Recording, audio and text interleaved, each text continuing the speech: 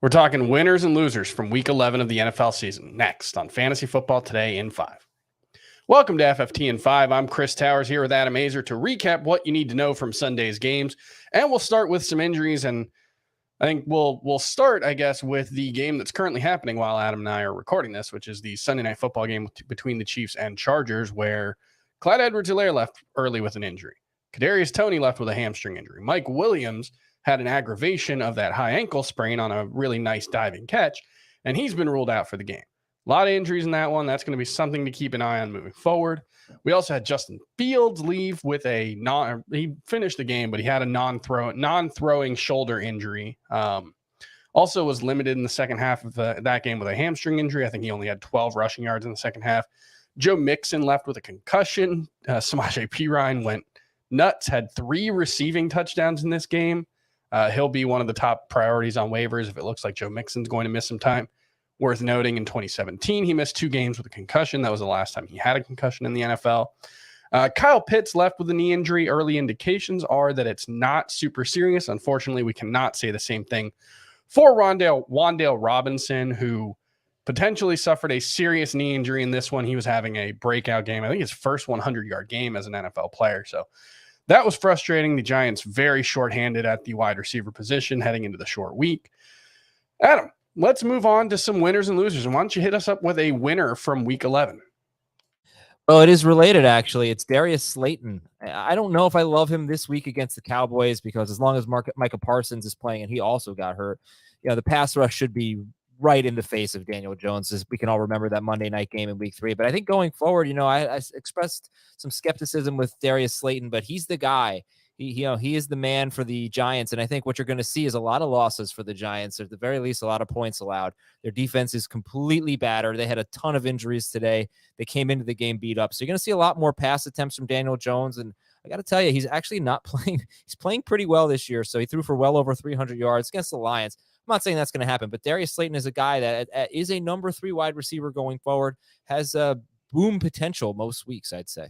Yeah, I think like a boomer bust wide receiver 3. I mean, you talk about would you rather start him or DJ Moore right now? I think you might rather start Darius Slayton. Let's drop DJ Moore. I mean, he's got the Broncos and then a bye. So I don't know what, look, you don't have to drop DJ Moore because he could have good fantasy playoffs, but you're not using him either the next 2 weeks. So it's if Samaje Perine is available and DJ Moore is your worst player, it's a no-brainer. I mean, if Donovan Peoples-Jones is available, if Treylon Burks is available, I'd drop DJ Moore for any of those guys.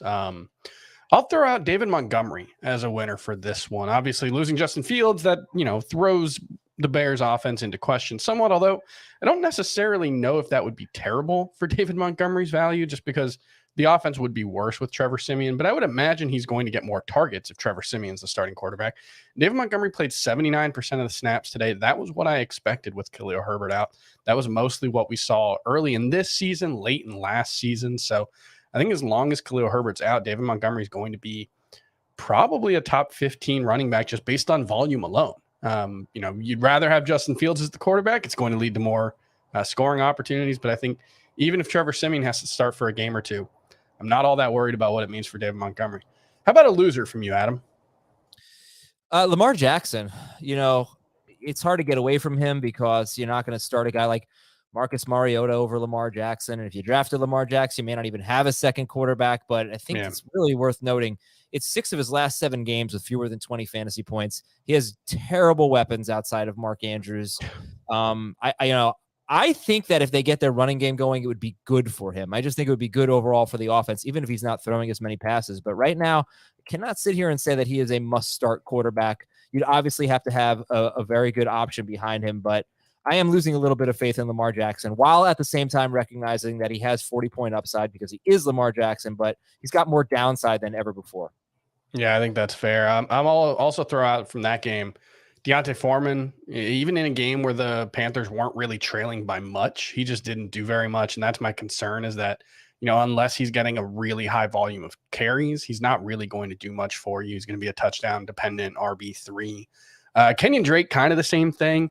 No Gus Edwards in this one. Kenyon Drake got 10 carries. Justice Hill got 7.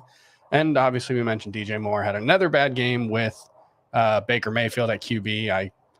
I can't say I hope Sam Darnold takes over, but it's just a bad situation in Carolina. And I'll also just throw out, like, I feel like Kareem Hunt, we just kind of default to, hey, Kareem Hunt's a startable RB3, right? He's not. He's RB40 in points per game this season. He has 3 games, I believe, with double-digit PPR points. He got 5 carries and 2 targets in this one. He just does not get the ball, especially with Jacoby Brissett at quarterback, more likely to take off and scramble. That's not going to change with Deshaun Watson. So I look at Kareem Hunt as just basically a Nick Chubb handcuff at this point and nothing more. Which is AJ Dillon.